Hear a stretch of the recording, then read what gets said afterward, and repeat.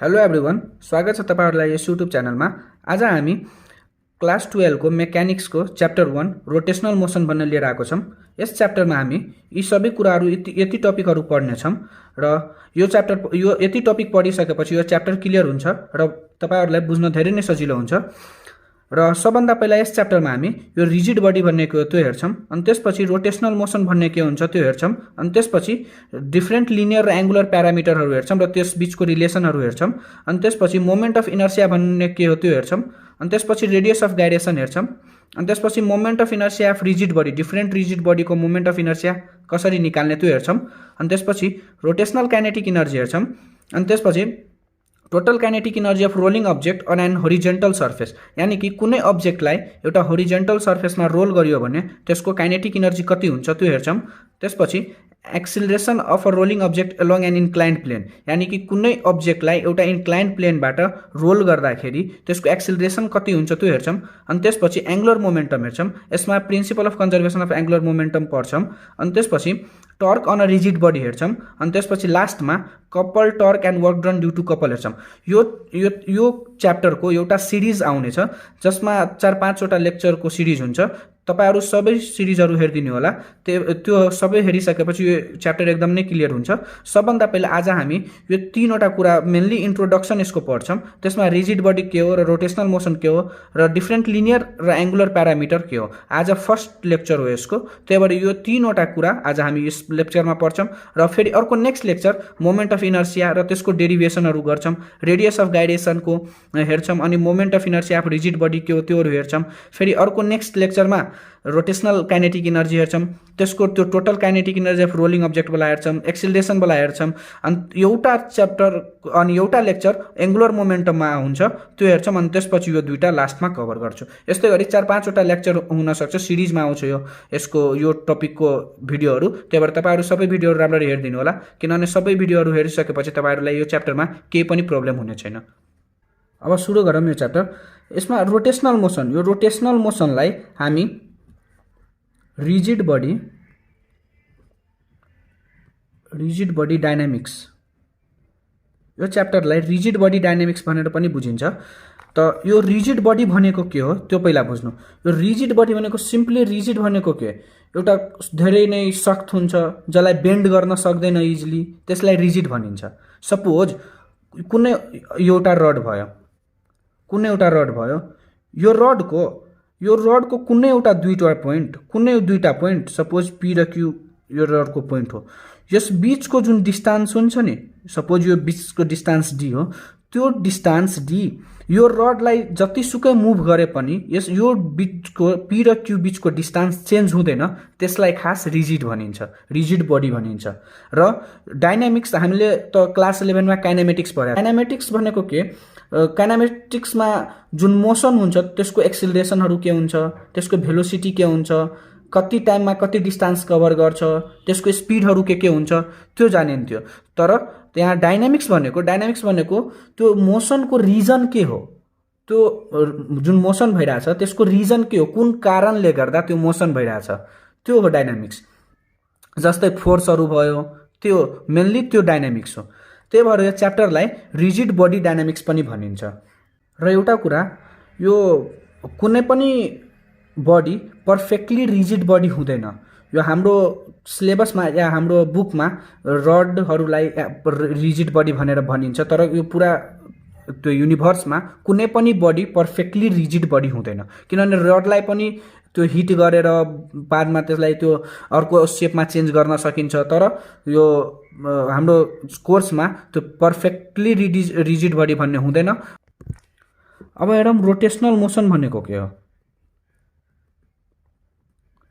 Rotational motion सबभन्दा पहिला यसको पहिला डिफिनिसन के हुन्छ रोटेशनल मोसनको। The motion in which all internal particles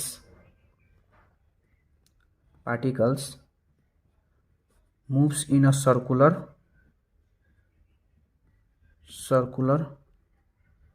path about a fixed axis। Rotational motion भनेको यस्तो मोसन जसमा त्यसको इन्टर्नल पार्टिकल सर्कुलर पाथमा मुभ हुन्छ एउटा फिक्स्ड एक्सिसको थ्रु, एउटा कुनै फिक्स्ड एक्सिस राखेर त्यो सर्कुलर पाथमा मुभ गरिन्छ, त्यसैलाई नै रोटेशनल मोसन भनिन्छ।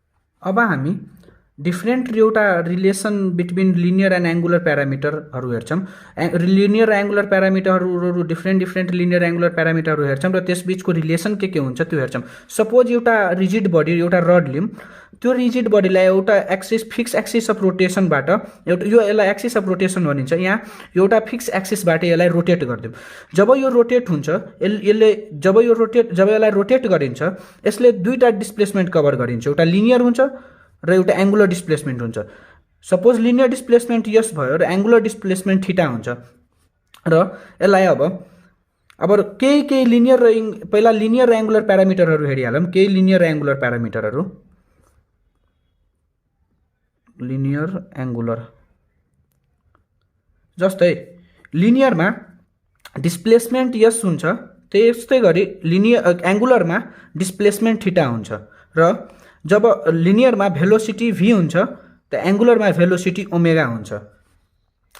जस्तै लिनियरमा एक्सिलरेसन a हुन्छ, त्यस्तै गरी एङ्गुलरमा एक्सिलरेसन अल्फा हुन्छ र यसमा फोर्स f हुन्छ भने यहाँ एङ्गुलरमा फोर्सलाई टाउ भनिन्छ, त्यसलाई टर्क भनिन्छ, टर्क। र यहाँ मास m हुन्छ भने यहाँ मोमेन्ट अफ इनर्सिया हुन्छ, मोमेन्ट अफ इनर्सिया एङ्गुलरमा। त्यस्तै गरी p angular linear momentum p हुन्छ भने एङ्गुलर मोमेन्टम l हुन्छ, एङ्गुलर मोमेन्टम।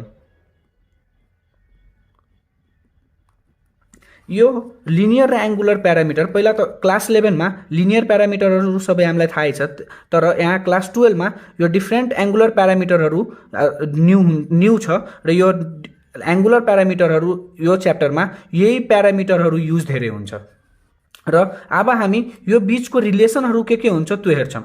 जस्तै यस इक्वल टु आर थीटा, यो सबलाई थाहै होला, यस इक्वल टु आर थीटा भन्ने एउटा रिलेसन हुन्छ र यो भयो लिनियर डिस्प्लेसमेन्ट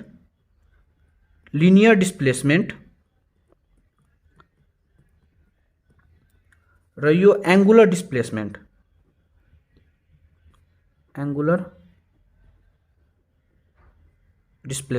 र यो आर यो एक्सिस अफ रोटेसनबाट पोइन्टसम्मको रेडियस हुन्छ। यो आर भन्ने एक्सिस अफ रोटेसनबाट यो पोइन्टसम्मको रेडियस हुन्छ र अब velocity, linear velocity v equal to थाहा छ हामीहरूलाई change in displacement upon change in time र एङ्गुलर भेलोसिटी जस्तै लिनियर भेलोसिटीमा change in linear displacement upon change in time, त्यस्तै गरी angular velocity omega equal to change in angular displacement upon change in time यो हुन्छ। त्यस्तै गरी अब acceleration,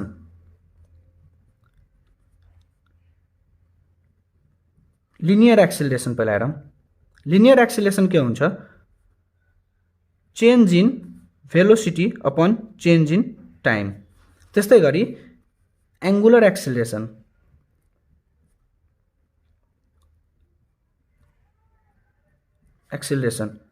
change in angular velocity upon change in time.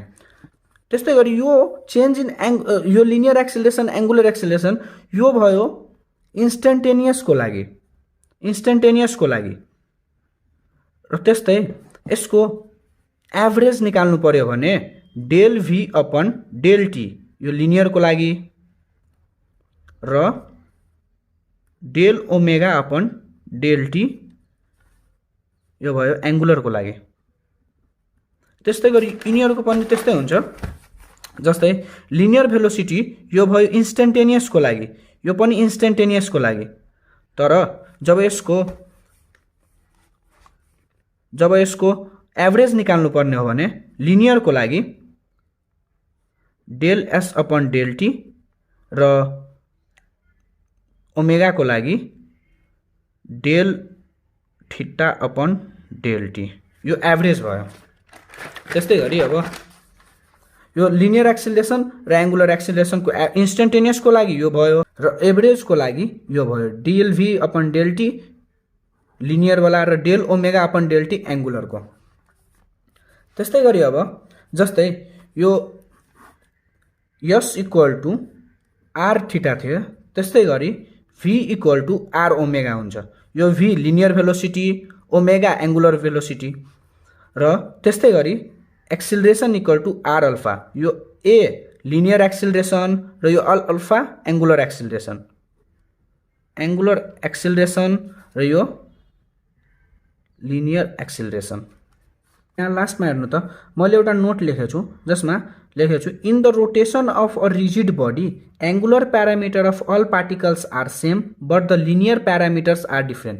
जब कुनै rigid बडीमा, जब कुनै रिजिड बडीको रोटेसन हुन्छ त्यतिखेर जति पनि एंगुलर प्यारामिटरहरू छ, जति पनि एंगुलर प्यारामिटरहरू युज भएको छ त्यो सब सेम हुन्छ, तर त्यसको लिनियर प्यारामिटर्सहरू डिफ्रेन्ट हुन सक्छ। जस्तै अब यी प्यारामिटरहरू लिनियर, डिफ्रेन्ट लिनियर र एंगुलर प्यारामिटरहरू हेरिसकेपछि अब हामी यही रिलेटेड केही एक दुईवटा न्युमेरिकल गर्छौं र आज यो लेक्चर इन्ड गर्छौं र अर्को लेक्चरमा हामी मोमेन्ट अफ इनर्सिया र moment of inertia for different rigid body र रेडियस अफ गाइरेसनको लेक्चर नम्बर 2 आउँछ। यहाँ फर्स्ट न्युमेरिकल धेरै नै सजिलो छ। यो यसमा भनिन्छ के if angular displacement is 3t square plus 4t plus 5 then find the angular velocity, linear velocity at time equal to 4 second if radius equal to 2 meter। जस्तै अब यसको सल्युसन हेरौं। दिएको के छ, एंगुलर डिस्प्लेसमेन्ट दिएको छ, यानी कि theta equal to 3t square plus 4t plus 5 र हामीलाई फाइन्ड के गर्न भनिरहेछ, फाइन्ड एंगुलर भेलोसिटी यानी कि ओमेगा इक्वल टू वाट र linear velocity v equal to what, time दिएको छ, टाइम t इक्वल टू दिएको छ 4 सेकेन्ड र रेडियस दिएको छ 2 मिटर। अब गर्नुपर्ने के छ, हामीलाई थाहा छ ओमेगा को भ्यालु हुन्छ omega equal to D theta, change in angular displacement upon change in time. अब यसलाई D 3t square plus 4t plus 5 यसलाई डिफ्रेन्सिएट गरिदिउँ with respect to time. Differentiation हजुरहरूलाई त आउँदै होला, त्यही भएर म डाइरेक्ट गर्छु 60 प्लस 4। अब यहाँ भनिन्छ कि हेर्नु टाइम कति सेकेन्डमा निकाल्नु छ, टाइम दिएको छ 4 second, t equal to 4 second, त्यही भएर when t equal to 4 second omega equal to 6 into 4 plus 4, 6 4 जा 24 प्लस 4 28। यसको युनिट चाहिँ रेडियन पर सेकेन्ड, यसको युनिट चाहिँ रेडियन पर सेकेन्ड हुन्छ, किनभने यो थीटाको युनिट रेडियनमा हुन्छ, थीटा जहिले नि रेडियनमा हुन्छ र अपन टाइम, त्यही भएर टाइमको युनिट सेकेन्ड, त्यही भएर omega equal to 28 radian per second. यो फर्स्ट ओमेगा निकाल्ने कम्प्लिट भयो। अब अर्को के भन्छ, लिनियर भेलोसिटी। अब भन्छ लिनियर भेलोसिटी निकाल्न। Linear velocity v equal to, हामीलाई रिलेसन थाहा छ v equal to R omega र यहाँ रेडियस दिएको छ 2 इन्टु ओमेगा दिएको छ 28 equal to 56 metre per second. यो अब ओमेगा नि फाइन्ड भयो, एंगुलर भेलोसिटी नि निस्क्यो, लिनियर भेलोसिटी निस्क्यो। हाम्रो यो क्वेसन यतिमा सल्भ भयो। अब अर्को क्वेसन हेरौँ। यो क्वेसन अलि ध्यान दिएर हेर्नु होला। हामी भन्छ a motor of an engine is rotating about its axis with an angular velocity of 100 revolution per minute. It comes to rest in 15 second after being switched off. Assuming constant acceleration, constant angular deceleration, calculate the number of revolutions made by it before coming to rest। यसलाई number of रिभोल्युसन्स निकाल्न भन्छ भने theta निकाल्न भनिरहेछ। यसमा यो क्वेसनमा सबभन्दा पहिला दिएको के छ, जस्तै initial angular velocity, suppose omega naught equal to 100 revolution per minute. यसलाई रेडियन पर सेकेन्ड में चेन्ज गर्दाखेरि यो 10 π/3 रेडियन पर सेकेन्ड हुन्छ। त्यस्तै गरी अब फाइनल कति छ, फाइनल एंगुलर भेलोसिटी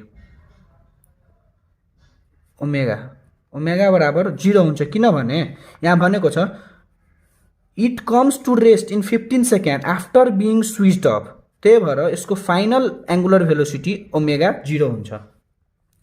सपोज गरौँ लेट एङ्गुलर